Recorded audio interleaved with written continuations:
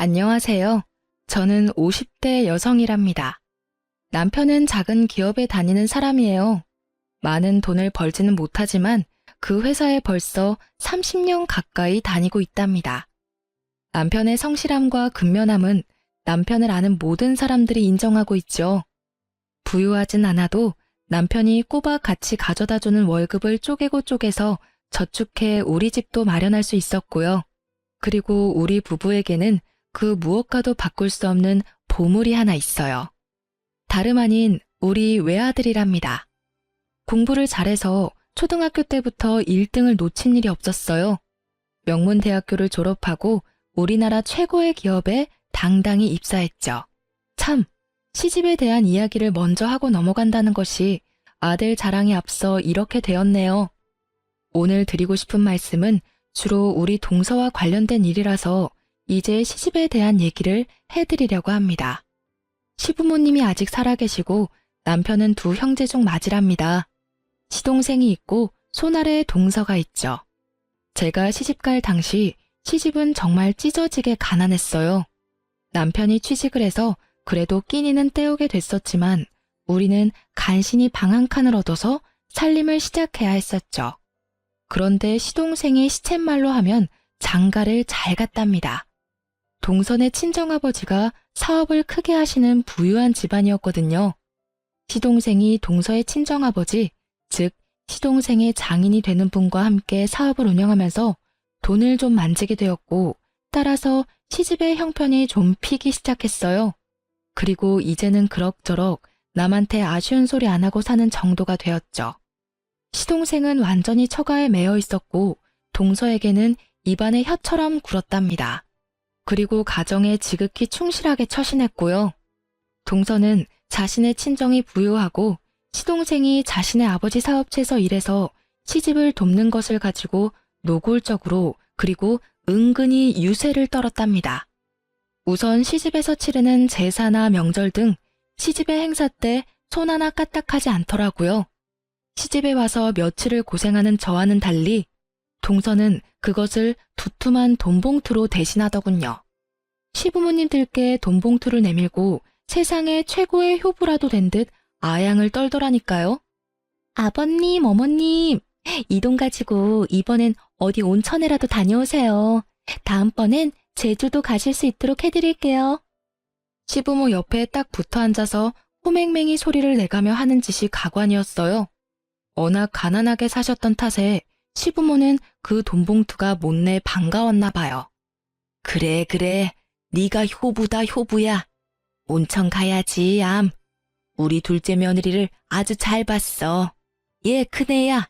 여기 과일하고 마실 것 좀 드려라. 나와서 일을 도우라고 해도 잠깐 나와서 일을 하는 둥 마는 둥 하다가 시부모가 있는 안방으로 다시 들어가 버리는 것이었어요. 자그마치 10년을 그렇게 살았네요. 혼자 일하는 게 너무 억울했지만 동서가 시부모 용돈 쥐어주는 것을 어찌 막을 도리가 없으니 그렇게 살았는데 점점 허리가 말을 안 듣더라고요. 파스를 붙였는데 잠시뿐이었고요. 아무래도 동서를 좀 손봐줘야겠다는 생각을 하고 있었는데 어느 해 추석 명절에 뜻밖의 일이 생겼죠. 그래서 동서가 매니큐어를 곱게 칠한 그 손을 물에 담글 수밖에 없게 되어버렸답니다. 재수가 없어서 그랬는지 재수가 좋아서 그랬는지 길에서 넘어져 오른손을 짚으면서 제 손목이 골절되었죠. 추석을 며칠 남기지 않았을 때 일이었답니다. 손을 쓸 수가 없으니 일을 할 수가 있나요? 결국은 그 얌체 동서가 독박을 쓰고 일을 혼자 다 하게 되었죠. 시부모는 오히려 저에게 핀잔을 주더군요. 조심성이 없어가지고서는 원.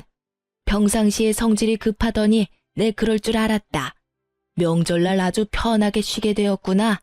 아이고 맏며느리라는 애가 그러고 있으니 차례상이나 제대로 차려질지 걱정이로구나.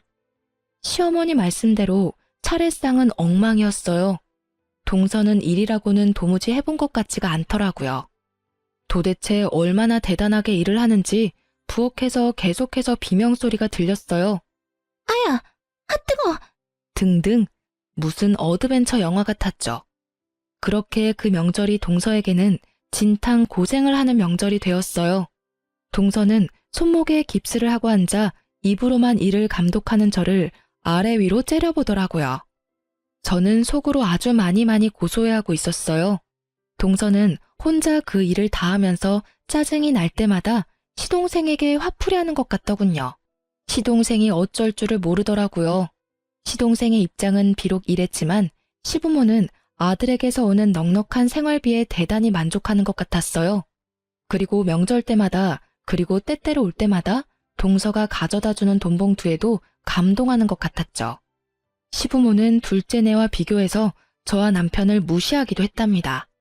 남편도 적지만 최선을 다해서 시집에 생활비를 보내고 있었어요. 시부모가 볼 때는 적은 돈이었을지 모르지만 우리에게는 큰 돈이었답니다. 처음에는 그것도 고마워했었죠. 하지만 시동생이 보내는 생활비를 받아보더니 이제는 우리가 보내는 것은 우스운 것 같더라고요. 저는 이런 시부모의 태도가 더 우스웠죠. 도대체 자식을 돈 많이 가져다주는 순서로 평가하는 부모라뇨. 그냥 워낙 가난하게 살다가 돈이 생기니 그러나 보다 하고 생각하기로 했죠. 어쨌든 날짜가 흐르고 다음 명절을 맞이하게 되었어요. 그런데 이게 무슨 조화일까요? 이번에는 제가 집안 화장실에서 넘어져 세면대에 쇄골을 부딪혔어요. 쇄골 골절이 되면서 손을 전혀 움직일 수 없게 되었답니다. 또 그 많은 명절일을 동서 혼자 치르게 되었죠. 그런데 동서는 정말 이래저래 얌체였어요. 혼자 일을 하게 되니까 시부모한테 돈봉투를 주지 않는 것이었죠. 시부모의 곱지 않은 시선이 자연히 저한테 쏠렸답니다. 아마 동서가 내심 생각한 것이 이것이었을 거예요. 그 명절도 그래서 편안하게 지내고 집으로 돌아와서 저는 배를 잡고 웃었답니다. 사실 2번 다 제가 동서에게 시집살이의 맛을 좀 보여주자고 꾸민 일이었어요. 살짝 다치긴 했지만 약만 처방받았고 깁스는 일부러 구해서 쓴 거였고요. 2번 다 가짜 깁스를 하고 일부러 꼼짝하지 않았거든요. 생각하면 생각할수록 고소해서 계속 웃음이 나더라니까요. 2번을 더 위경련이 생겼다는 둥 해서 그런 식으로 명절을 나고 나니까 동서도 머리를 쓰기 시작하더라고요. 계속 두툼한 돈봉투가 오지 않으니까 시부모가 동서에게도 어느새 슬슬 눈치를 주기 시작했고 동서가 시부모에게 다시 돈을 드리더군요. 그러고는 돈으로 사람을 사서 일을 시키는 것이었죠. 시부모는 돈이 생기는 것에만 관심이 있을 뿐 집안의 행사가 어떻게 치러지는지 신경을 쓰지 않더라고요. 음식을 사다가 놓는다고 해도 별 잔소리를 하지 않을 것 같더라니까요. 저는 그런 시부모가 참 안타까웠어요. 어머님, 아버님, 세상에는 돈보다 중요한 것이 얼마든지 많아요. 제삿날하고 명절날은 어머니, 아버님이 동서한테 용돈을 버시는 날이 아니잖아요. 후손이 조상님을 정성을 다해 섬기고 있다는 마음을 보여드리는 날이잖아요. 그런 일을 어떻게 돈으로 할 수 있겠어요? 정성 가득한 마음을 갖고 일하는 것이 중요한 거 아니겠어요? 만일 어머님, 아버님이 돌아가신 다음에 제사 지낼 때 우리 2 며느리가 다 손을 떼고 돈으로 사람을 사고 돈으로 음식을 사서 제사를 지낸다고 한번 생각해 보세요. 정말 그런 제사상을 받고 싶으신 거예요? 시아버지와 시어머니가 아무 대답을 못하더군요. 하지만 동서가 내미는 적지 않은 용돈의 재미를 잊을 수는 없었던가 봐요. 이제는 시부모까지 저와 남편을 노골적으로 무시하기도 했죠. 이건 마지가 해야 할 일을 둘째네가 다 하고 있으니 말이다. 마지하고 둘째가 바뀌었어. 마지가 이만큼 우리한테 해줬어 봐라. 지금 나이가 몇인데 아직도 한 살림 꾸려가는 게 그렇게 빠듯해서야 원. 그런데 저는 남편한테 불만이 없었답니다. 좋은 대학을 나오지는 못했지만 학교를 졸업하고 다닌 직장에 지금까지도 다니고 있었어요. 지각 한 번, 결근 한 번 없이 꾸준히 그리고 열심히 일했답니다. 당연히 승진도 쭉쭉 해서 월급도 많이 올라갔죠. 월급이 늘어나는 만큼 시부모의 생활비도 올려드렸고요. 저는 그런 남편이 참 고마웠답니다. 다니는 직장에 만족하지 못하고 사업을 한다 뭐다 해서 돈만 날리는 사람들이 얼마나 많은가요? 그리고 그 회사에 그렇게 오래 다니면서 남편이라고 왜 힘들지 않았겠어요? 하지만 저나 아이 듣는 곳에서 불평을 하는 일이 없었어요. 야근이다 주말 근무다 해서 일도 많은 회사였죠. 피곤하고 지칠만 한데도 남편은 한 우물을 파는 것이었죠. 우직하리만큼 성실한 남편에 착한 성품에 공부까지 잘하는 아들에 모두 제 마음에 쏙 드는 세상에서 제일 소중한 사람들이었어요. 그래서 시부모가 아무리 둘째네와 우리를 비교하면서 무시를 해도 저는 주눅 들지 않았답니다. 그네 너는 좀 더 돈 많이 준다는 다른 회사나 사업은 생각이 없는 거냐? 도대체 그 별로 전망이 밝지도 않은 회사에 왜 그렇게 주구장창 붙어 있는 게야? 아버지, 회사가 규모는 작지만 오래갈 회사예요. 그만큼 경영이 튼실하고 빚도 많지 않은 알짜배기예요. 모르긴 몰라도 평생 직장이 될 거예요. 비록 한 번에 큰 돈을 버는 일은 없을지 몰라도요. 사내로 태어났으면 한번 크게 성공해 보아야겠다는 생각도 해야지. 그저 쥐꼬리만한 월급 매달 준다고 거기에 일생을 걸어? 사내가 그렇게 배포가 없어서 어떡하겠냐? 거기다가 말이다. 그 며느라이 들으라고 하는 소리는 아니다만 둘째네를 봐라. 처가 잘 만나서 돈만 잘 벌지 않니? 이건 맏아들 처가에서 보내는 것이라고는 매번 흙 묻은 농산물 뿐이니 말이다. 들으라고 하는 소리는 아니라고 말했지만 분명히 저 들으라고 하는 말이었죠. 우리 친정은 시골에서 대대로 농사를 짓고 있는 집안이었어요. 친정 부모님은 정성 들여 농사지은 무공의 식재료들을 서울로 자주 올려보내주셨죠. 시댁에도 매번 그렇게 서울에서는 구할 수도 없는 식재료들을 보내시곤 했어요. 그런데 그걸 보고 흙 묻은 농산물뿐이라고 표현을 하니까 화가 좀 나더라고요. 어머님, 아버님, 그 식재료들은 서울에서 아무리 돈 많이 줘도 못 구하는 무공의 천연 식품들이에요. 저희 친정 부모님이 특별히 최고로 좋은 것들만 골라서 보내신 거라고요. 1년을 꼬박 지으신 농사예요. 거기 들어간 정성이 얼마인데요? 그걸 어떻게 돈으로 따질 수가 있나요? 누가 뭐라고 그랬니? 그저 사위한테 한몫 크게 도와주시는 처가도 많다. 그런 얘기였지. 그 며느라이 네가 왜 그렇게 발칵하는지 모르겠구나. 그리고 남편에 대해서도 제 생각을 당당하게 말했어요. 자꾸 전망도 없는 작은 회사라고 뭐라고 하시는데요. 명훈 아빠, 돈 문제 가지고 제 속 썩인 일 단 한 번도 없어요. 술, 담배도 안 하고요. 1원 한 푼 빼지 않고 월급 봉투 다 가져다 줘요. 그래서 생각보다 훨씬 빨리 집도 샀고요. 그리고 어머님, 아버님, 맏손자 영훈이 보세요. 얼마나 속이 깊고 공부까지 잘하는 아이인데요. 그런 아들, 손자가 기특하지 않으세요? 할 말이 없으면 혀를 끌끌 차는 것이 우리 시부모의 습관이었어요. 이런 저의 말에 또 혀를 끌끌 차더라고요. 남편이 저를 슬쩍 꼬집으며 더 이상 말하지 말라는 뜻을 전하기에 말을 끊었죠. 동서는 세월이 지나도 얌체 짓을 계속하고 있었어요. 시부모가 사실 동서의 그런 행동을 부추겼다고도 볼 수 있을 거예요.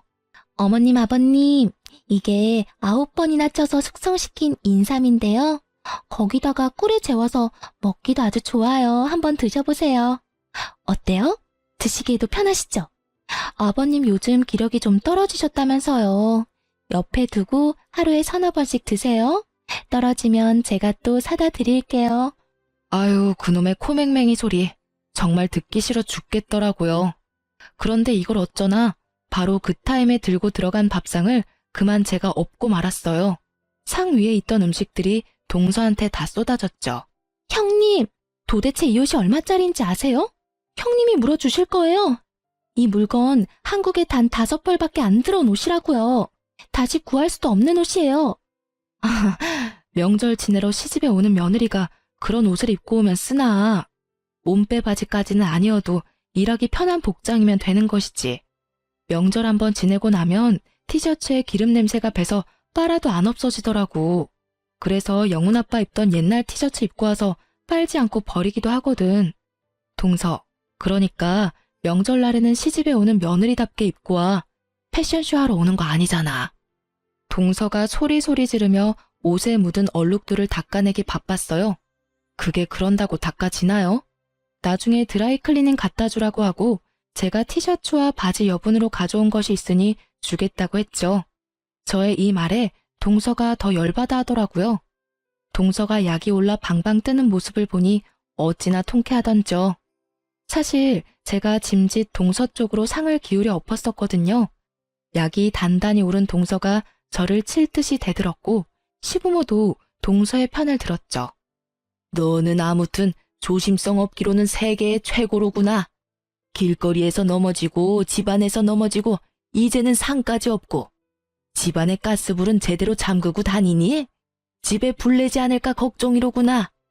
아무튼 이 동서와 저는 세월이 지나도 친해질 기미가 없었답니다. 저는 제가 할 수 있는 최대한의 방법을 동원해서 동서의 얌체짓에 복수를 해주고 있었죠. 동서는 동서대로 여전히 돈을 앞세워 시부모의 환심을 사면서 시부모가 우리 집과 동서네를 비교하게 만들고 있었어요. 그리고 동서도 노골적으로 내지는 은근히 우리를 무시했죠. 그런데 그렇게 돈을 무기로 우리를 무시하면서도 동서가 한 가지 우리 집에 열등감을 가지는 일이 있었어요. 그것은 바로 아이들에 대한 문제였답니다. 동서는 아들 하나, 딸 하나를 두고 있었어요. 아들은 변호사를 만들고 딸은 피아노를 시키겠다나요? 그런데 변호사를 만들겠다는 아들아이가 공부에는 영 뜻이 없었어요. 이 아이한테 제 남편이 정말 좋아하는 일이 뭔지를 물었었나 봐요. 군아버지, 저는요, 축구선수가 되고 싶어요. 제가 학교에서 축구를 얼마나 잘하는데요. 손흥민 선수처럼 프리미어리그 축구선수가 되는 게 꿈이에요. 그런데 엄마한테 이런 말을 하면 큰일 나요. 그리고 피아노를 시키겠다는 딸아이의 취미도 다른 데 있었습니다. 왜 머리도 길고 옷도 정교한 인형들 있잖아요. 그것을 가지고 머리를 다듬고 옷을 갈아입히고 해서 보여주는 것을 보면 어찌나 예쁘게 만들어 놓는지 감탄을 뱉을 수밖에 없더라고요. 손재주가 어찌나 좋은지 한 번은 명절날 제 머리 고무줄이 끊어져서 어찌할 바를 모르자 어디선가 나무젓가락을 하나 구해오더니 그것을 비녀처럼 사용해서 예쁜 올림머리를 만들어주는 것이었어요. 코디네이터나 스타일링하는 일이 적성에 맞는 아이였죠. 큰 조카인 아들아이는 공부에 두각을 나타내지 못했고 딸아이에게도 아무리 좋은 선생을 붙여보아도 큰 진전을 보이지 못했답니다. 저희 남편이 그게 참 안타까워 보였는지 서방님에게 한번 말을 꺼냈더라고요. 아이들이 진정 원하는 게 뭔지를 말이에요. 세훈이한테 어쩌다 물어봤는데 축구가 좋다고 하더라. 자신이 좋아하는 일을 해야 신도나고 잘할 수 있는 거지. 요즘 축구 선수 얼마나 좋으냐. 옛날에야 운동하는 사람들이 대접받지 못했지만 지금은 그런 시대가 아니지 않니? 하고 싶다는 일을 하도록 도와주는 것이 부모가 할 일이야. 형, 세훈이가 나한테도 그런 말을 했었어요. 그런데 우리 집에서 제 말은 먹히지도 않는다는 거 형도 잘 알잖아요. 애들 교육에 대해서는 더군다나 애들 엄마가 완전히 꽉 쥐고 있다니까요. 변호사, 피아니스트, 이렇게 어렸을 때부터 세뇌를 시키고 있는걸요.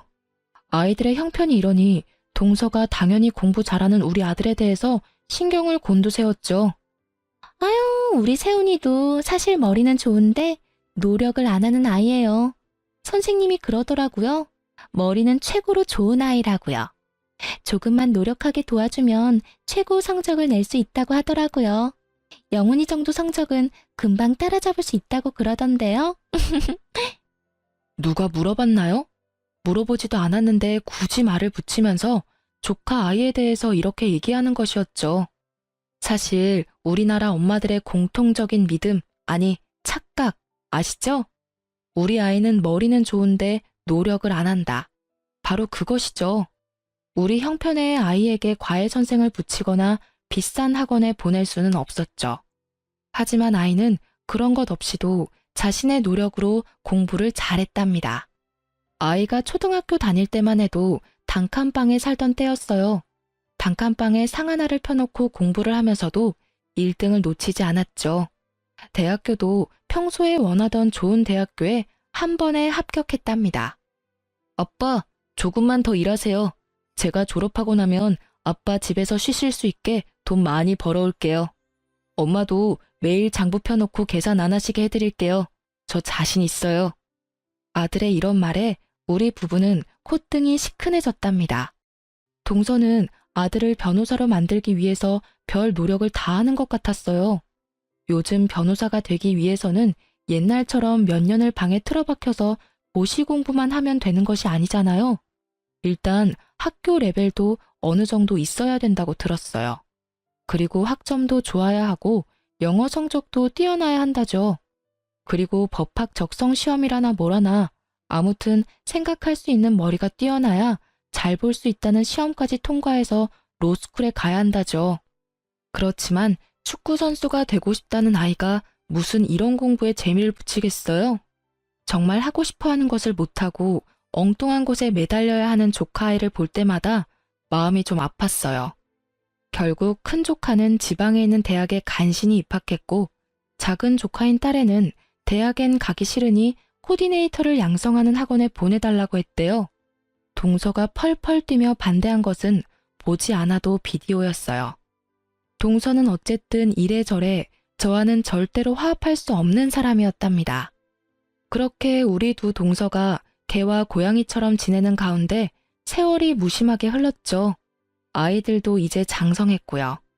우리 영훈이는 대학을 우수한 성적으로 졸업하고 우리나라에서 최고라고 하는 기업에 당당히 입사했어요. 연봉 수준도 한국에서 3위 안에 드는 기업이라고 하더군요. 입사한 지 1년 만에 아들이 첫 자동차를 샀어요. 기념으로 제 아버지 회사에 가서 모시고 퇴근하겠다고 하더군요. 저까지 동승했죠. 사실 남편은 평생을 대중교통을 이용해서 출퇴근을 했답니다. 오늘은 아들이 운전하는 차로 퇴근하게 생겼네요. 일부러 미리 연락하지 않고 갔어요. 놀래켜줄 생각이었죠. 아니, 무슨 바람이 불어서 이렇게 둘 다 왔어? 영훈이 너 차 뽑았다고 하더니 벌써 나왔니? 오늘 우리 아들 덕에 지하철 안 타고 퇴근 한번 편하게 해보자꾸나. 아들은 나온 김에 여기저기 드라이브도 좀 하고 맛있는 것도 사주겠다고 하더라고요. 그렇게 해서 강남 쪽으로 가게 되었어요. 차가 좀 막히긴 했지만 아들이 산 첫 차를 타고 시내를 돌면서 정말 기분이 최고였답니다. 잠깐만요. 저 앞으로 작은아버지가 지나가신 것 같은데요. 제가 틀림없이 봤어요. 작은 엄마하고 같이 나오셨나 봐요. 전화해보세요. 근처에 계신 김에 제가 저녁 대접 같이 하게요. 남편이 시동생에게 전화를 걸었죠. 그리고 우리가 어디 있으며 영훈이가 가까이서 두 사람을 본 것 같으니 저녁을 산다고 했죠. 형, 영훈이가 잘못 봤나 봐요. 저 오늘 강남에 간 일 없는데요. 집사람한테 전화 걸어보세요. 집에 있을 거예요. 아무래도 아들이 비슷한 사람을 착각했던 모양이더라고요. 아니라는데 굳이 동서한테 전화를 할 필요가 없어서 우리 식구끼리 근처에서 맛있는 저녁을 먹고 집으로 돌아왔어요. 그런데 아들이 집에 와서까지 계속 자기가 본 사람이 작은아버지였다고 하는 것이었어요. 엄마, 정말 틀림없이 작은아버지였어요. 그다지 먼 거리가 아니었는데요. 숙모는 길 안쪽에 계셔서 잘 못 봤고 작은아버지는 확실히 본걸요. 쇼핑 가방을 많이 메고 계시던데요. 숙모하고 쇼핑이라도 나오신 것 같던데. 제 눈이 틀림없어요. 눈까지 마주쳤는걸요. 다음번에 동서와 어찌저찌해서 통화가 되었을 때 이 일을 말해주었죠. 동서도 자신은 그날 강남에 간 적이 없다는 것이었어요. 아들이 잘못 본 것이 틀림없었죠. 어머나, 영훈이가 이제 차를 샀다고요? 우리 애들은 20살 될 때 차 한 대씩 다 뽑아줘서 능숙하게 운전해요. 영훈이더러 운전 조심하라고 하세요. 운전 시작하고 나서 처음에 사고가 많이 난다니까요. 말도 참 예쁘게 하는 우리 동서였어요. 도무지 구제불능이었죠. 저는 이제 동서가 이런 식으로 말하는 일에 아무렇지도 않은 경지에 이르러 있었답니다. 알았네. 조심하라고 할게. 처음이니까 알아서 조심할 테지만 말이야. 걱정해줘 고맙네. 아들이 받는 연봉은 우리의 상상을 훨씬 뛰어넘는 것이었죠. 하지만 연봉을 많이 주는 것이 결코 공짜는 아니더군요. 야근도 많았고 출장도 잦았어요. 일에 파묻혀 사는 아들이 걱정되었고 무엇보다도 이제 결혼할 나이였죠. 저렇게 일만 하다가 언제 결혼할 사람을 만나나 싶은 생각이 들더라고요. 아들의 나이가 홍기가 들어서면서 슬슬 걱정이 되고 있었답니다. 하지만 곧 무슨 소식이 있겠거니 하고 기다리고 있었죠. 그러던 중 드디어 아들이 정말 기쁜 소식을 들고 왔어요. 결혼하고 싶은 아가씨가 생겼다는 것이었죠. 우리 두 내외는 정말 뛸 듯이 기뻤답니다. 아들처럼 인류 기업은 아니지만 괜찮은 회사에 다니는 아가씨라더군요. 그런데 아들이 설명하는 그 아가씨의 집안 상황이 좀 마음에 걸릴 만한 것이었어요. 아버지와 어머니가 일찍이 헤어지셨다나 봐요. 그래서 어머니 혼자서 딸만 바라보고 사셨대요. 사별한 것도 아니고 이혼을 한 것이라니 마음에 걸렸답니다. 그리고 덧붙이는 말인즉 그 아가씨의 어머니가 곧 재혼을 할 것이라고 했어요. 오래전부터 만나온 사람이었지만 딸이 어릴 때 재혼을 하게 되면 상처가 될 것 같아 차라리 성장해서 엄마의 입장을 이해하게 될 때 결혼을 하겠다고 했다죠. 이 아가씨가 그 사람을 실질적으로 아버지라고 생각한다고 말도 들을 수 있었답니다. 얼마 후에 아들이 그 아가씨를 집에 데리고 왔어요. 참 예쁜 아이더라고요. 같이 식사를 하면서 조심해가며 집안 상황에 대해서 물었어요. 어머니와 아버지가 일찍 헤어지셨지만 새아버지 되실 분은 어머니가 워낙 오래전부터 만나오셨기 때문에 아버지에 대한 미련은 없다고 하더군요. 그러면서 새아버지 되실 분이 하는 사업이 잘 되어 부유하신 분이라고 덧붙였어요. 그리고 그 사업은 결국 제 아들이 물려받을 것이라고 했죠. 그런데 이 말은 덧붙이지 않는 것이 좋았겠다 싶었답니다. 마치 젊은 시절의 동서를 보는 것 같았고 그 집에 매여 사는 시동생 생각이 날 수밖에 없었거든요. 거기다 동서 때문에 돈 자랑하는 사람들에 대해서 아주 학지를 뗀 저였어요. 그런데 며느리감이 묻지도 않은 새아버지의 경제 상황에 대해서 이야기를 꺼내니 저도 모르게 표정이 굳어지더군요. 그런 저를 눈치챘는지 남편이 유쾌하게 분위기를 바꿔보려고 했어요. 아, 그래? 잘 됐구먼. 어머니께도 그동안 많이 힘이 되고 위로가 되셨을 테니까. 그러면 이번 결혼에도 그분이 혼주석에 앉으실 건가? 며느리감이 그럴 것이라고 하더군요. 그렇다면 그 전에 어머니가 먼저 결혼을 하실 것인지 제가 물어보았죠. 그랬더니 새아버지 되실 분이 사업상 정리를 하셔야 할 일이 많아서 그 정리가 끝나야 어머니와 재혼이 가능하다는 것이었어요. 사실 이것도 제 마음에 그다지 흡족한 대답이 아니었죠. 결혼 전이라면 그냥 남자친구인데 혼주석에 앉다뇨. 썩 내키는 혼처는 아니었지만 아들이 좋다고 하니 그쪽 집안 사정이 그렇다 해도 무조건 말릴 수 있는 일은 아니었어요. 집안 형편이 평범하지 않은 것이 계속 마음에 걸렸죠. 시부모에게 전화를 했죠. 시부모도 당연히 맏손주의 결혼에 관심이 컸기에 며느리감을 만나본 일을 전해야 했어요. 그리고 제 걱정거리에 대해서도 말했죠. 저처럼 며느리감의 성장 과정과 집안 환경에 대한 걱정이 크더군요. 그런데 이 이야기가 동서의 귀에 안 들어갔을 리가 없었죠. 어머나, 형님, 영훈이가 그 집 사업을 물려받는다면서요? 아주버님은 처가에서 받은 게 없으신데 영훈이는 그래도 아이가 똑똑하니 경제력 있는 장인을 만난 모양이네요. 아, 참, 장인이 아니라 장모의 남자친구라고 했던가요? 아유, 좋은 집안하고 혼사가 되었어야 했는데 사실 신랑 하나 똑똑하다고 좋은 집안하고 사돈 맺기가 쉽지는 않아요. 신랑의 집안이 좋아야지 좋은 집안하고 사돈이 되죠. 이 말에 제가 발끈해버리고 말았죠. 나는 우리 집안이 안 좋은 집안이라고 생각해 본 적 없어. 우리 영훈이는 누구보다도 훌륭한 아버지 밑에서 자라서 가정에서 아버지의 역할이 어떤 것인지를 잘 아는 애야. 그리고 영훈 아버지는 남의 신세 지지 않고 일확천금 바라는 일 없이 세상에서 제일 성실하게 살았다고 자부할 수 있어. 우리 친정에서는 영훈 아버지를 최고의 사위라고 생각하고 있고 말이야.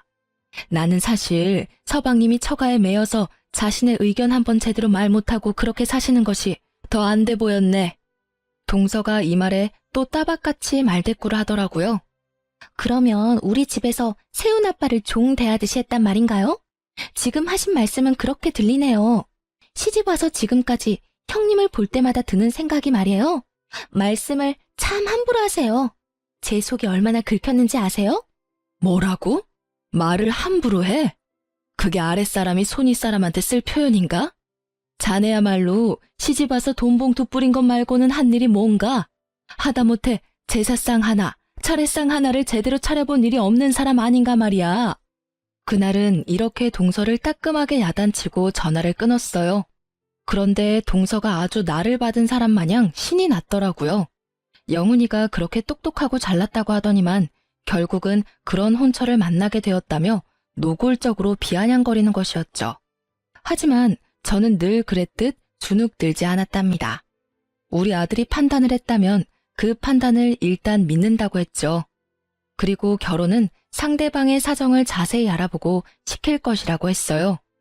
동서가 이렇게 신이 나 있는 사이에 아들의 결혼 이야기가 착착 진행되고 있었답니다.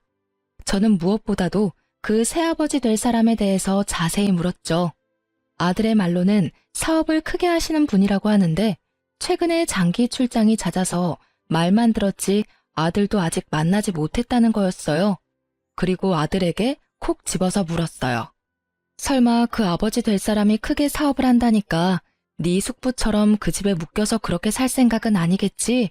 라고요. 아들이 웃더라고요. 아들의 꿈은 지금 있는 회사에서 적어도 임원급 이상으로 승진한 다음에 은퇴를 하는 것이라고 못을 박더군요. 그러고 나서 그 경험을 토대로 장인의 사업을 물려받든 다른 사업을 하든 생각할 것이라고 했어요.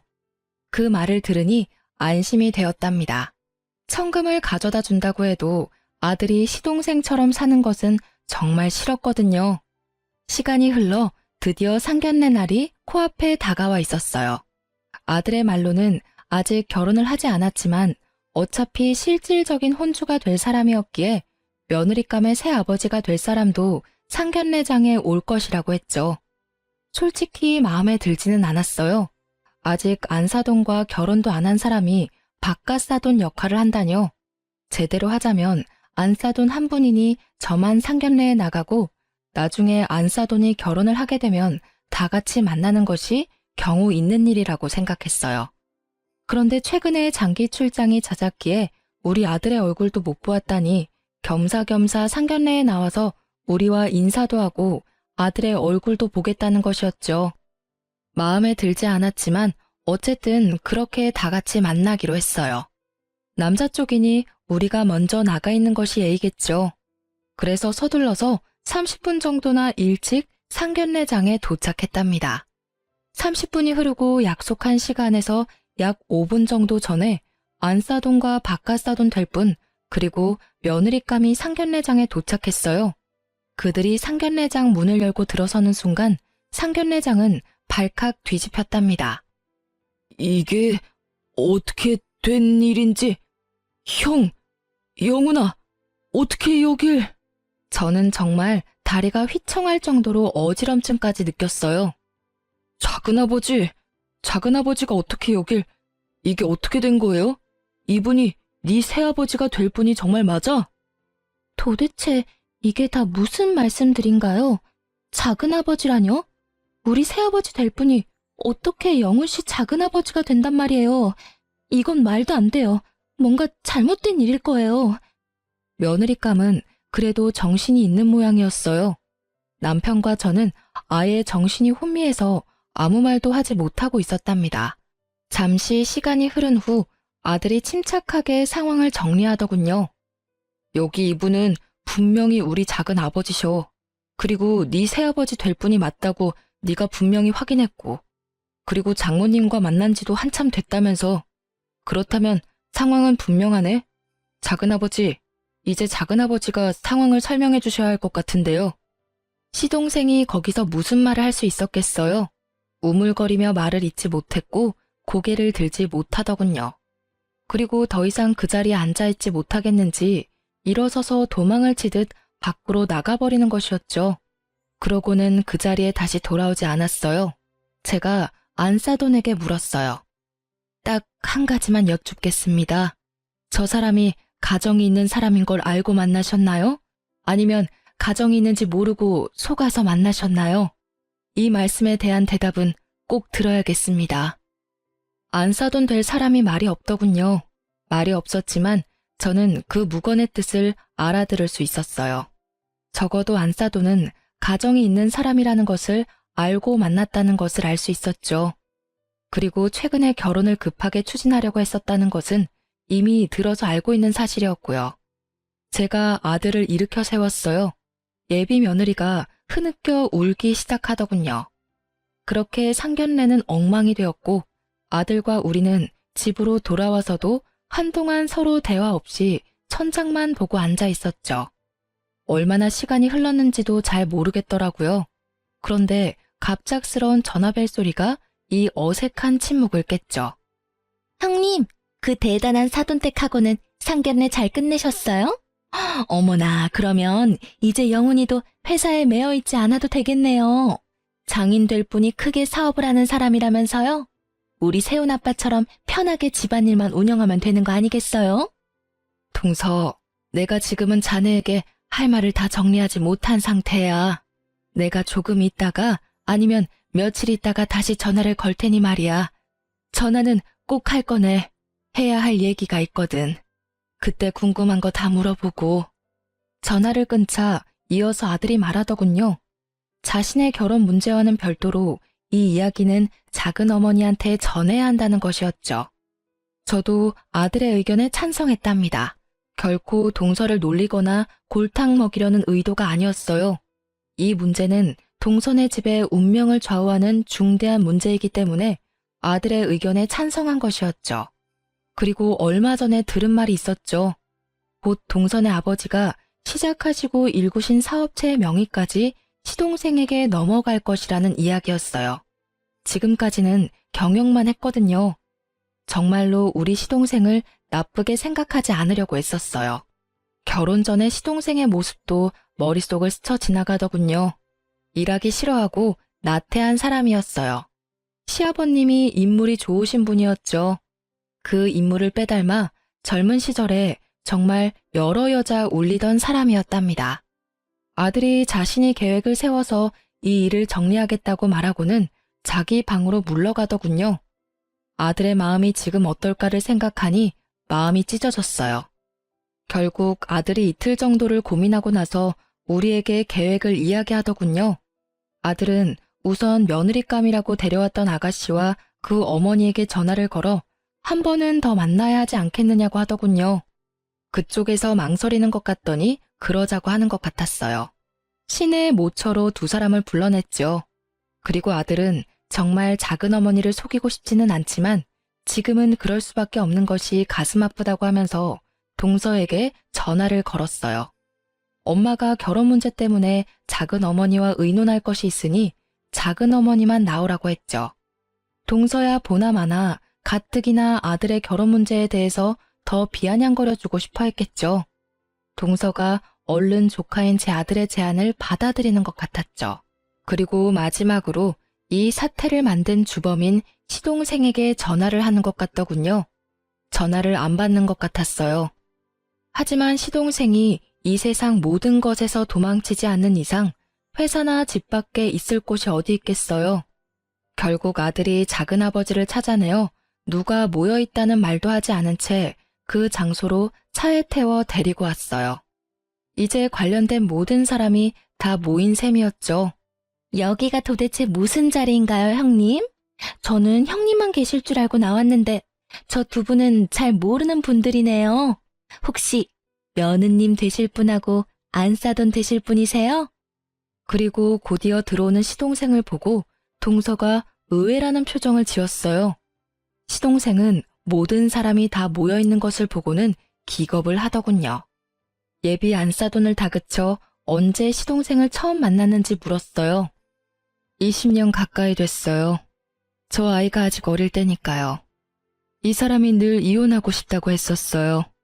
지금은 그 집안의 머슴처럼 살고 있지만 언젠가 그 재산이 자기 것이 되면 이혼할 것이라고 했었고 요즘 들어 곧 그렇게 될 것이라고 했어요. 그래서 우리는 이제 곧 결혼하려고 했었어요. 눈치 빠른 동서가 이 이야기의 내용을 캐치한 것 같더군요. 잠시 얼이 빠진 듯 했던 동서가 시동생을 다그쳤어요. 당신 결국 돈을 보고 나하고 결혼한 거였어. 그 긴 시간을 참 잘도 버텼네요. 더군다나 20년간이나 다른 여자를 만나면서 이 여자하고 합치고 싶어서 어떻게 기다렸어요? 그런데 이 여자하고도 꼭 돈이 있어야 합칠 수 있었던가 보네. 요즘 와서 결혼 이야기가 본격적으로 나왔다고 하는 걸 보니까 자칫하면 모르고 명의를 넘길 뻔했어요. 내 선택은 분명해요. 당신의 생각을 안 이상 이혼할 거예요. 형님의 안싸돈 되시는 분, 이제 선택은 당신만 하시면 되겠네요. 돈을 보고 결혼한 시동생과 돈을 그토록 좋아하며 돈을 앞세워 살아온 동서의 콜라보라고밖에 할 말이 없더군요. 안싸돈 될 뻔했던 사람의 선택이 갑자기 궁금해지는 건 왜일까요? 아들이 곧이어 파혼을 선언하더군요. 사돈 될 뻔했던 사람과 며느리 될 뻔했던 사람이 먼저 자리를 뜨고 시동생이 또 도망치듯 자리를 피했죠. 동서는 다리에 힘이 풀렸는지 사람들이 나가버리자 의자에 주저앉고 말았어요. 평생을 그렇게 다투며 지낸 동서였지만 어쨌든 가족이었죠. 마음이 아프더라고요. 돈이라는 것이 이렇게 허망한 거야, 동서. 동서가 그렇게 믿고 의지했던 돈, 그것 때문에 평생을 속아 살아왔다는 것을 생각해보길 바래. 서방님은 원래 일하기도 싫어하고 일확천금을 노리는 경향이 큰 사람이었지. 그런 사람이 그래도 결혼해서 장인아래에 잘 붙어있다고 생각했었어. 돈에 팔려간 결혼, 사람을 사랑해서가 아니라 돈을 사랑해서 한 결혼이 얼마나 위선적인 것인지를 이제 알았으리라고 생각해. 그렇게 허망한 돈을 믿고 시집에 대한 도리까지 돈으로만 해결하려 했던 잘못된 인성을 고치지 않으면 돈은 아마도 동서를 계속 속이고 말 거네. 동서가 이미 이혼을 선언했고 아들도 파혼을 선언한 마당이었어요. 시동생이 이혼만은 못하겠다며 매달렸다는군요. 하지만 동서는 매몰차게 이혼을 진행했다죠. 그리고 나중에 들은 이야기지만 시동생의 내연녀, 즉 며느리가 될 뻔했던 아이의 엄마는 시동생을 버렸다죠. 시동생에게 남은 재산이 거의 없다는 것을 알고 그랬던 것 같더군요. 동서가 우리 가족에게 남이 되는 날 시부모에게 큰 절을 한번 올리고 떠나더군요. 형님 말씀대로 제가 잘못된 생각을 가지고 살았고 그것이 결국 제 발등을 찧었어요. 그걸 이제야 알겠네요. 형님이 그걸 가르쳐 주셨어요. 내내 행복하시길 바랄게요. 이 말을 끝으로 동서는 우리 가족에게서 멀어져 갔답니다. 평생을 개와 고양이처럼 다투며 살았지만 그렇게 떠나는 동서의 뒷모습을 보니 아주 살짝 눈물이 나더군요.